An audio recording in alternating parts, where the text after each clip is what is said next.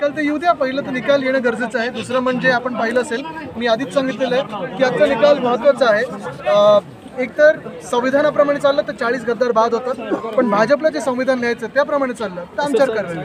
तर आपल्यातून फुटून गेलेले काय सांगतात की ज्याला मातोश्रीवर खोकेदार झाले हे आमदार चांगले. मला वाटतं काय की जे फुटून गेलेले आहेत, ज्यांनी पाठीवर वार करून गेलेले आहेत, त्याच्यावर विश्वास किती ठेवायचा हे लोकांना माहिती आहे.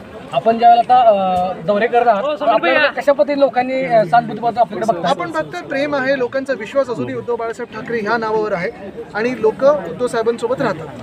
आता येणारे जे विधानसभा आहेत त्याकडे आपली कशा पद्धतीने तयारी सुरू आहे.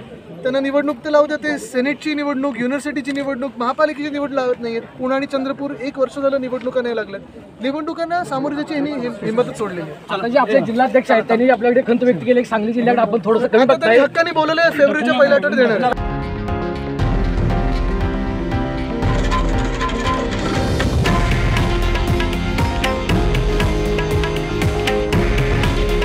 हे आहे देशातील नंबर 1 न्यूज नेटवर्क आणि आपण पाहत आहात TV9 मराठी. काळजी तुमची, हित महाराष्ट्राचं.